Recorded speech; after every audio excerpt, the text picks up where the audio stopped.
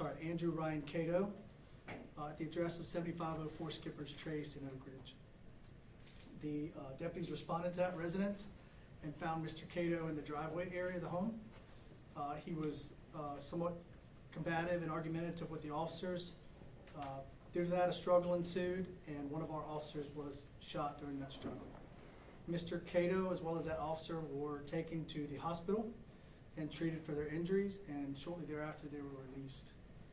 As a result of this encounter, Mr. Cato has been arrested and charged with felony assault on a law enforcement officer with a firearm, 3 counts of assault on a law enforcement officer, and 1 count of assault with a deadly weapon with intent to kill, inflicting serious injury. Mr. Cato is still being held in the Guilford County Detention Facility here in Greensboro. He's being held without bond, and he'll remain there until released by the courts. I'm willing to answer some questions. We obviously have some details that we're going to be very careful about. We want to maintain the integrity of the investigation and any subsequent prosecution. Yes, sir. Hi, sir. Thank you for your time today. My name is Joshua Davis. I'm with Channel 12. You had mentioned that when deputies responded to that address on Skipper's Trace that Mr. Cato was combative. Can you elaborate what exactly that means? Yeah, so we have an involvement with Mr. Cato there in the driveway where he's assaultive, he's combative, he's very argumentative, and the officers ended up being involved in a physical struggle with Mr. Cato. That physical struggle, during that struggle, was very violent. This firearm was discharged. The encounter with Mr. Cato was being investigated by our Professional Standards Division. That's our internal affairs. It's currently under investigation, and we do that to ensure that we've used proper amount of force, it was reasonable, it was an objective use of force, and we followed all of our policies. And due to that, I'm not going to comment any further on that. In court yesterday, it said that Mr. Cato has had other run-ins with law enforcement. Are you able to tell us a little bit about some of the calls that y'all have responded to at his home or in that neighborhood? Yeah, in limited detail. So we have, I believe, 4 calls in the last month, within the last month, out to his residence. Most of those calls involved four-wheelers, people riding dirt bikes in the roadway and or out behind his house. Pretty general calls like that. I think there's been 4 total, and all of those happened, if I'm not mistaken, within the month of June. And he made those calls? Yeah, as far as I know, he did. Okay. For clarification purposes, the gun that went off, did that gun belong to Mr. Cato or did that belong to a deputy? So again, we're going to maintain some integrity to this investigation with respect to some of these questions. That was a gun that was involved during this struggle, okay? During the struggle, that gun went off. It was a very violent encounter, and during that struggle with Mr. Cato, this firearm did go off. I want to maintain some integrity to the investigation with respect to that question. It was a .556 caliber round, if that helps you a little bit, okay?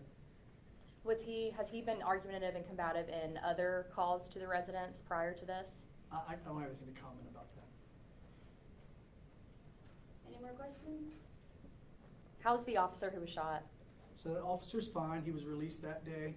Obviously, he's in some pain and some discomfort, but he was a very brave officer. He's young, 29-year-old man. He's doing fine. He's in good spirits. And are we able to explain how Mr. Cato received the physical altercation, or the physical lacerations in the black eye that he got? So sure, obviously in the arrest photo, you'll see some injuries to Mr. Cato. We had a use of force encounter with Mr. Cato, and we are investigating that. And due to that, I'm not going to release any detailed information about that. The deputy that he tried to get the firearm from, did they suffer any injuries? Nope, the only 2 people that we took to the hospital that night were Mr. Cato and Master Corporal Bren.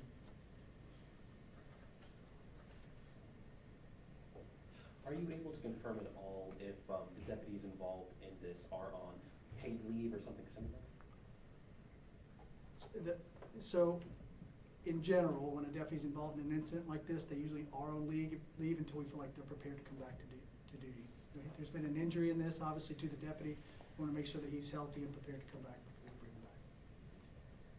Are you able to tell us if Mr. Cato had a firearm in his hand when y'all arrived on scene? I'm not going to, no, I'm not able to tell you that.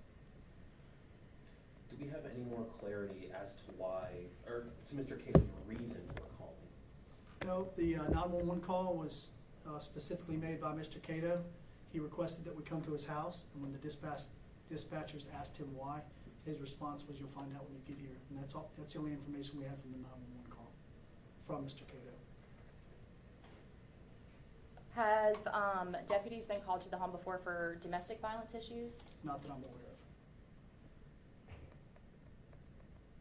Do you know if Mr. Cato has a criminal history up until now?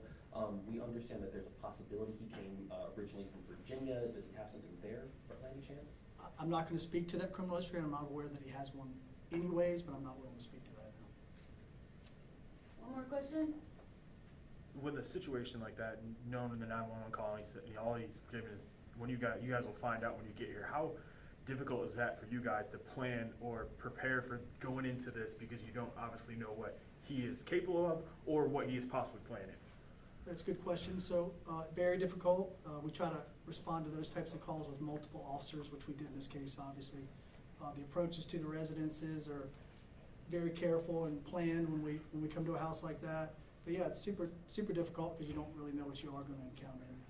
Our goal is to be as objective about those responses as possible, but also very responsible because we're concerned with the safety of not only the public but our officers. No, did you have any questions you wanted to ask? Okay. I do have one more. Can you confirm the total amount of deputies that responded to this address? The initial response or the overall response? The overall. I can't give you an answer to that. A lot of deputies responded. It's a huge task on a department to respond to an incident like that. Those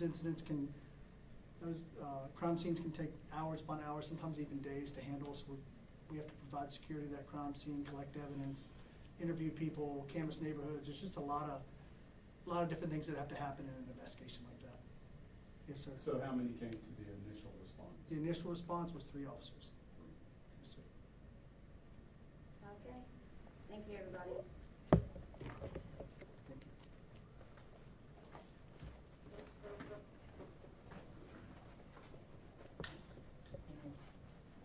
Did you want to clarify any names before they leave? Sir, could you state your name and spell it for us? Matt Holder, I'm a captain of the sheriff's office. Wait, do you want to do this over there? Yeah. If you're going to record? Yeah. Okay. I was Like, wait. recording, trying to get the.